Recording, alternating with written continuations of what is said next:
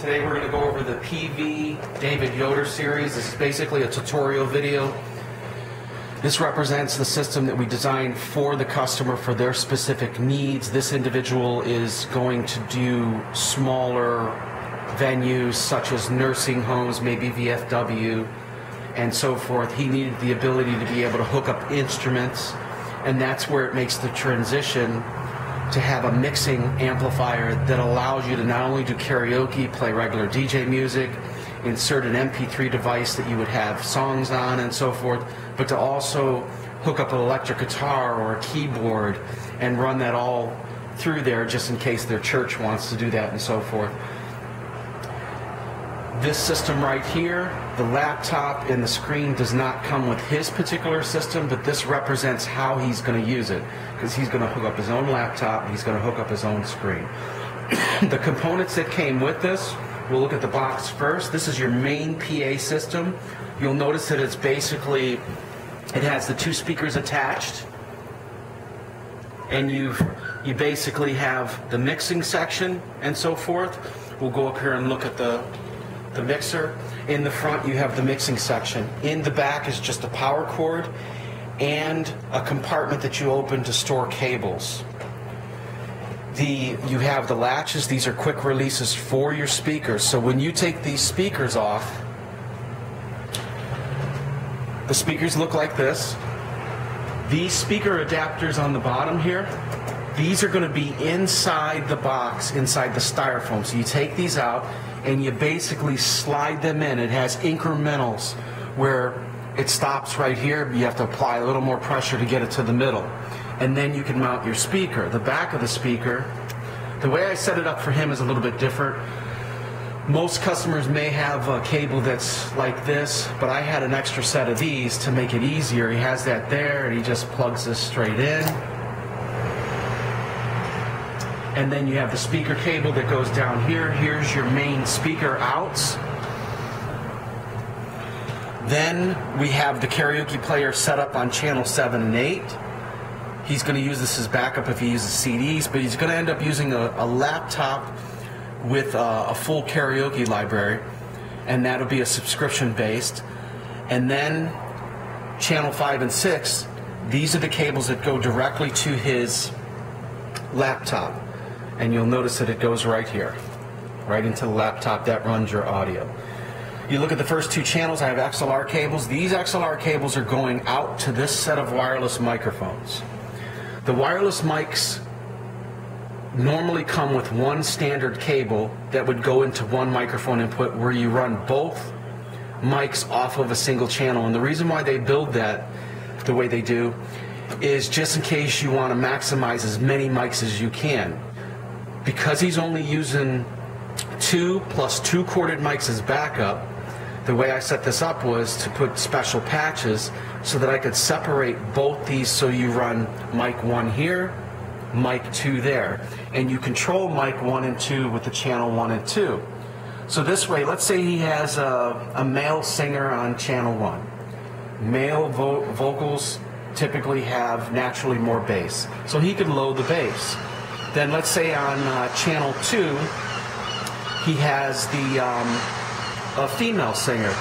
He could boost the lows on there. So let's go over the channel itself. You have the highs, mids, and lows. That's basically just an EQ to adjust. You have the effects. All this is how much echo do you allow to get into that individual channel. Then you have what's called a pan, or on some mixers they're called a balance. And basically what that is it's shifting the sound from left to right. Most often you'll never mess with this. The only time I could see someone messing with this is, let's say you put one speaker in one room and another speaker in another room because you have to do a presentation and you don't need both speakers going, so the one room you could switch over to there, the other, and so forth. Then you have your main volume for this individual channel. You have below here the EQ. EQ you're going to set to the room's acoustics. I would tell you to set it all at 0 and then start going up on each channel and just getting a feel for what seems to peak out as the best sound for that frequency range. Over to the right here, This is where you're going to have your echo and reverb station. So you could set it to different halls and so forth. Then below you have your effects. This is your main effects that controls the amount of effects that go into the full system, not just one channel. Then you have right here below this, there's an MP3 player section. So let's say you have a thumb drive with a bunch of DJ music on it. You pop that in there, now you could play any of the songs off there. You have a tape out, which could potentially be used as a recorder. So let's say he wants to get a recorder, record singers, he could do that. Then you have, these are your effects return. That's if you have external effects processors and so forth. And what we're going to do is, and what happens is when he's doing karaoke, in his case, he's going to have a laptop that has an HDMI input. So what's going to happen for him is he's going to go out the HDMI into the HDMI of the TV. The backup player runs off of RCA or VGA. In this case, we're running RCA. So you would go RCA, and then when he wants to switch from running video off the laptop to video off the player, he simply uses the remote that comes with the TV, he presses source, and he changes it to that particular channel and so forth. And that's pretty much it. This is a very simplistic system. And he has room to expand. One of the things we tell people to do if you start doing more DJ work is to add a nice powered sub.